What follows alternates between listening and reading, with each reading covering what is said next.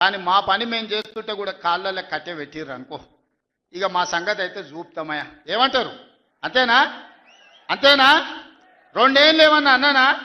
ఆయన మన బయటకు వచ్చి ఇక చూస్తా, తోలు తీస్తా, తాట తీస్తా, ఇక నీ సంగతి చెప్తా అన్నాడు. రా బిడ్డ రా, రా రెడీగా ఉన్నారా, ఇక అందుకే కొడంగల్ నుంచే చెప్తాం నీకు అని చెప్పి 3 రోజుల నుంచి మాట్లాడలేదు. ఇవాళ మాట్లాడుతున్నా. ఆయన కొడుకు చెప్తున్నాడు, మైకు ముందరకు వస్తలేడు ఆయన, దాచుకున్నాడు అని.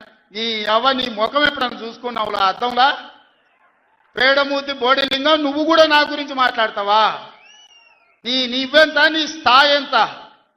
అయ్య పేరు చెప్పి బతికేటోనివి నువ్వు, ఆంధ్రలో గుంటూరులో గుడివారిలో చదువుకున్న నువ్వు, నీకేం తెలుసు తెలంగాణ గురించి, మా పౌరుషం గురించి? నువ్వు కాదు, మొత్తం నీ జాతినంతా తెచ్చుకో. ఎట్లా తెచ్చుకుంటావు, ఏడికి రావాలనో చెప్పు. మా ఊరు అన్నారా, మేమన్నా మీ ఊరికి వస్తాం. ఎవడు భయపడుతుండో సంగతి తేలుస్తా. వెనకటికోసారి చెప్పిన గిట్లనే గజ్వేల్కి వచ్చి చూడు అని చెప్పిన, గజ్వేల్కి వస్తా బిడ్డ, నీ నెత్తి మీద కాలు పెట్టి తొక్కుతా అని. గజ్వేల్కి లక్షలాది మంది కార్యకర్తలతో పోయినాం, కాలు మీద పెట్టి తొక్కితే పాతాళానికి పోయిన మళ్ళీ ఇప్పటి వరకు తేలలేదు. ఇవాళ చెప్తున్న మీడియా మిత్రులారా రాసుకోండి, 2029 ఎన్నికల్లో 2/3 మెజారిటీ మన సీట్లు ఒకవేళ 119 ఉంటే 80కి పైగా సీట్లతోని 2029లో మా ప్రభుత్వం ఏర్పాటైంది.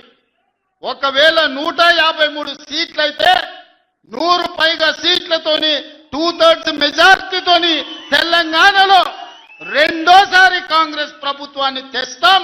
ఇది మా సవాల్. చంద్రశేఖరరావు గారు, తారక రామారావు గారు, హరీష్ రావు గారు, దయాకర్ రావు గారు, ఇట్లా చెప్పుకుంటూ పోతే వినోదరావు గారు, కుక్కట్పల్లి కృష్ణారావు గారు, రాసి పెట్టుకో.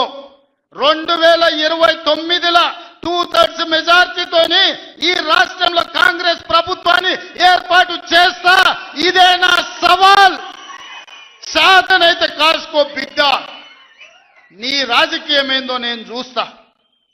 నేను రాజకీయం చేసినంత కాలం ఈ కల్వకుంట చూసేటోళ్ళు కాలకుంట విషం లాంటి కేసీఆర్ కుటుంబాన్ని అధికారులకు రానివ్వను. ఇదే నా శపథం.